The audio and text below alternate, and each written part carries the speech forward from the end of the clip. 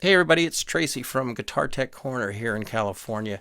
I'm just showing you a quick way of finishing up a black finish, a satin finish actually, on a neck shave that I did. This neck was huge and the customer wanted it thinner, so I used my spoke shave, then to a rasp, and then to sandpaper, and then I'm going to use this trans tint black and denatured alcohol to basically soak right into the maple fibers.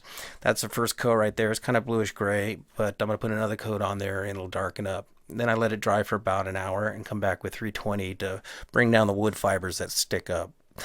And now I'm going to scrape off all the excess dye and stain off the side markers on both sides. The other side didn't have side markers, but I want the rosewood to show through so it looks professional. So it's important to do that and then dust everything off and get it all cleaned up before you start putting the fill and finish on there. Now the fill and finish I've been using more and more around the shop. I don't think I could live without it now. So what I do is I get these inexpensive craft store foam brushes, and you can get a bag of them for like $5. And I'll go through about 3, 4, 5, if I'm going to do a neck. So with the fill and finish and the glue boost, I can get this finish work done in less than 10 minutes. It's amazing. It took me longer to shave the neck than do the finish work, whereas a few years back it would take me longer to do the other way around. So I will just do my first coat on here. The guys at Gear Up actually sent me a prototype of a thinner version of fill and finish, which is really, really, really good for what I'm doing here for a seal coat. And then I can come back with the thicker version of the fill and finish. So I've already moved on to a different brush. And I'm being real careful that I don't move too fast or too slow. I'm just going by feel here because these, once the glue boost touches these brushes with the finish on it, they start getting rock hard. So you don't want to scratch up the finish as you're putting on more finish. So I'll turn it over. I'm halfway done here. You can kind of see where the gloss part is and the grayish part that's getting touched up. And after I do maybe 2 seal coats, I'll come back and finish up with the top coats. And so it's probably a process of using maybe 4 or 5, maybe 6 brushes at the most, and then I get a nice even finish that I can sand out and get nice and level. So I start with 320 grit. I use my hand because I want to be able to feel all the high spots. You can use a wooden block if you want. Most people should probably use a backing block. I don't like using one because sometimes it takes off too much finish, and I don't like to do that and start back over with the dyeing process. Also, I take a Q-tip and I will go back over the fingerboard edges to seal up the dots and the rosewood because they seem to soak up a little bit more than the maple does. So I'll come back with that, and that way it gives me a nice good layering and a level texture between the seams of the fingerboard to the rosewood and maple. That being said, I want to move on to sanding, but I'm going to do the spray, the glue boost here. It's dry, just like that, ready to go.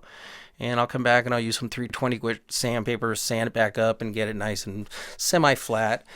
I also have another technique that I use too, and I actually use just a standard Kleenex tissue that doesn't have any moisturizers in it, just a straight ahead Kleenex tissue that you can buy anywhere. I have a big box of these laying around all around the shop for everything. But I use that for a quick semi-French polish is what it's called. So I'll wear a glove, a nitrile glove, and I'll take that Kleenex, dip it into the fill and finish. And then you got to be really careful with this because this will want to stick to the finish fast.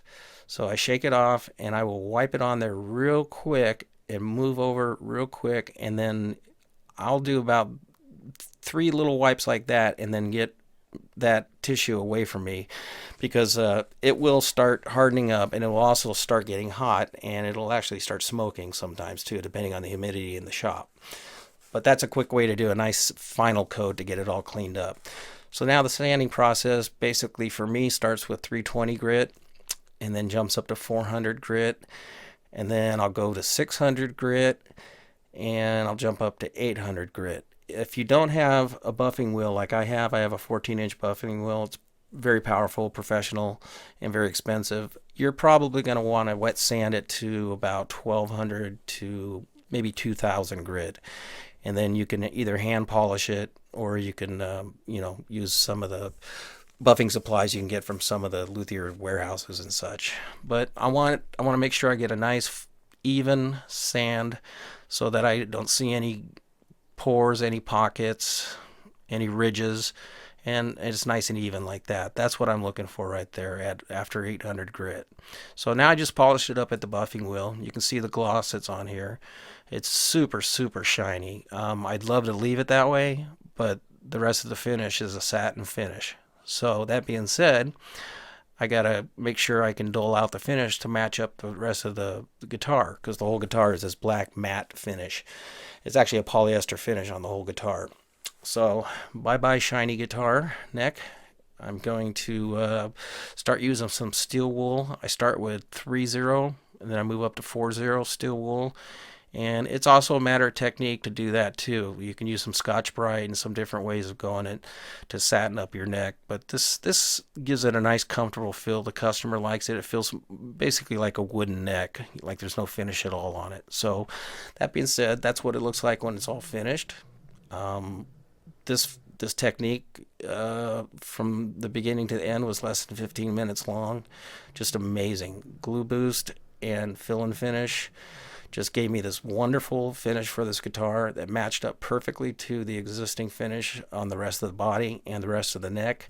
I didn't have to take the gears off, but I did take them off for a final picture so you can kind of see how close it matched up.